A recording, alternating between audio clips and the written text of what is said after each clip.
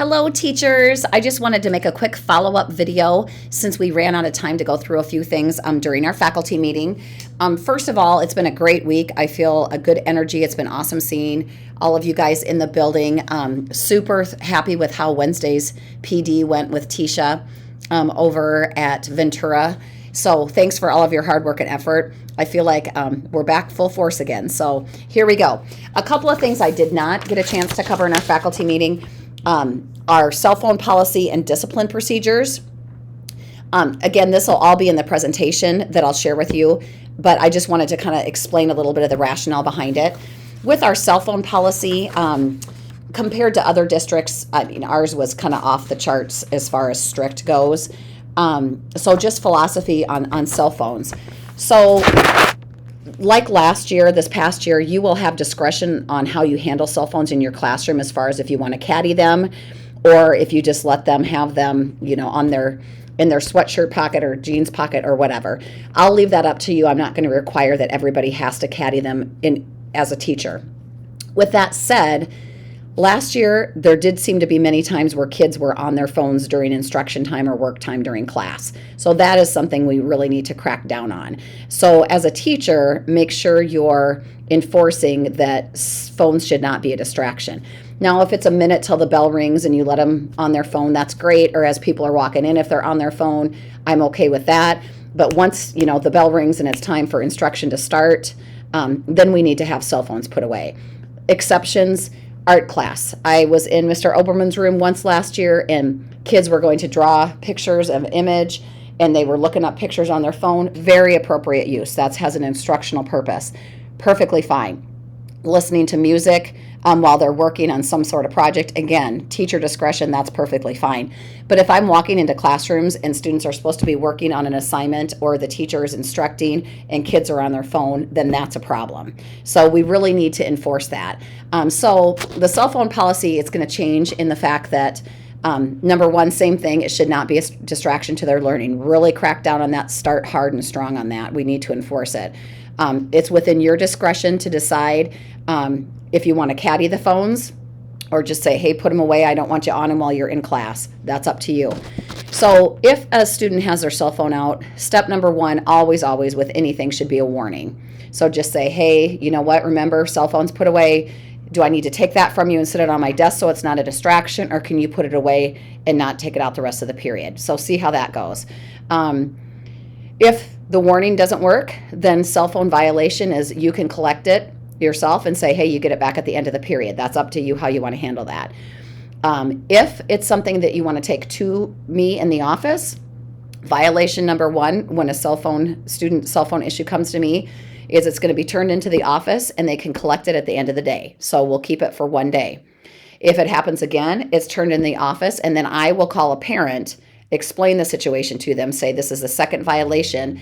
I'm going to hold the phone here. You will need to come pick it up, and that'll give me an opportunity to have a quick conversation with the parent and the student. Violation number 3, then the student, you know, all this is not fixing the problem because our goal is not to punish kids. It's to change the behavior. If steps 1 and 2 are not changing the behavior, then step 3 is, okay, now you're not allowed to have your cell phone at the school for 10 school days. Violation number 4, 30 school days. Violation number 5, 60 school days. So really what's changing is let's give them the opportunity to change their behavior, to improve their behavior before we take it to the 30-day out of school, no cell phone. So that's all written in there. Again, some of the schools that I worked with or asked for their cell phone policies, I mean, a couple of them said we don't even have one. That's a classroom management thing. I am giving you discretion as a classroom teacher how you want to handle these. And again, if a verbal warning works, that's perfect. Just to make it clear, though, this does not say it's a free-for-all to have cell phones in class. I do not want kids on their phones during instructional time or doing work during work time. So basically, is phones should not be a distraction. Really hone in on that, and then we'll invoke the cell phone policy rules if it comes to the office. The other thing to talk about is discipline. So kind of last year and in previous years, the policy was every time a kid is sent to the office, it's automatically a detention. Well, we no longer have Wednesday early outs, which was a great way to catch kids for that detention time. And in addition, it kind of goes back to the same thing. Kids can be sent to the office for various reasons. And I'll be honest with you, sometimes you might just need a break from the kid. So it's really, really okay to send a student to the office just to give yourself a break from them and just say, you know what, this isn't going anywhere. Go talk to Mrs. Miller. The student and I can talk about it. We don't necessarily need to have a detention. It's going to depend on the severity of the situation and how you feel about that. So if you want to assign a detention, that's perfectly fine. Still send them to the office. You'll put it in JMC like you normally would, so I know what the situation is about. However, and this is what most schools do that do have detention, is whoever assigns the detention is where the student will serve the detention. So if Brandy assigns an after school or assigns a detention for a student, then that student missed instructional time from her class. And so that is who the teacher needs to see. Now, I can hear people going, I've got kids in the morning, I've got after school, I've got, practice I have to get to. I get that. There will be times where it won't work to have them in your room, and so I will handle that here. But without that Wednesday time, it's going to be kind of put back on. They missed the instructional time from you, so they need to go make up that time with you. Again, very few, kind of a lot of repeat offenders, but I didn't have a whole lot of detentions for behavior. A lot of them were for tardies, and that's a little bit different scenario that Beth and I are working on coming up with a plan for. I actually have a plan in place. We're going to handle that a little bit differently as well. So just so you know, detentions still exist. They will not be an automatic every time they're sent to the office based on the circumstances.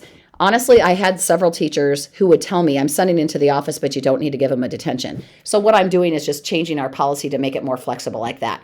If you want to assign a detention, we can do that. They'll serve the time with you to make up that time. If you have a conflict with that, let me know and we'll come up with a plan. Always, always, always, the first thing is a conversation in hoping for change behavior, another warning, oftentimes, and then if it comes to a point where you need to remove them, send them to me and just let me know, do you want to assign a detention or you just need me to have a conversation and see if it improves the behavior. So just a little bit more flexibility on there, so it's not 100% automatic 30-minute detention assigned. And again, like I said, some of you were already requesting, you don't need to give them a detention, just talk to them and let's see if that helps. So I will kind of follow your lead on discipline. The other thing I did not talk about in our meeting is one of my goals and commitments this year is I have got to get in the classrooms more. I did a very poor job of that last year. You kind of get sucked into doing things. I'm going to commit to putting on my calendar one morning and one afternoon a week just to come into your classrooms. What I'm going to be looking for is what are students doing? What's their level of engagement? This is not a gotcha. I will be looking for cell phones though. So if kids are on their cell phones and they shouldn't be, don't be surprised if I call it out right there and say, hey, Rachel, put your cell phone away. You're supposed to be listening. Okay, so I am going to look for that. And then again, I just need to get a good feel for our students and their learning and where they're at with that, just to get a better feel for what it's like both for our students and for you as teachers. So I'm not looking at gotchas for you. I just need to, when I'm asked questions about our students and their learning in the classrooms and culture and all of that here, I need to have firsthand insight into that. So that is one of my goals. Next week's going to be crazy, guys. It's going to be awesome having the kids in here on Tuesday. And let me know how I can support you. Again, I couldn't be happier with the way things are starting off this year. It's 10 after 5 on a Friday. I am exhausted. My goal is to be in bed by 8 o'clock, and I'm not sure I will make that. But I do appreciate all you have done for our kids, and your attitudes starting off this school year have been fantastic. If you have questions about anything we've talked about, I know some of you have come to me with grading questions. How does that work? And I'm happy to have those conversations. So keep the questions coming. Keep your positive attitudes. Enjoy Monday if you don't come in. I'm off Monday moving my daughter to college. So I will be back Tuesday morning ready to go. Thanks. Have a great weekend. Bye-bye.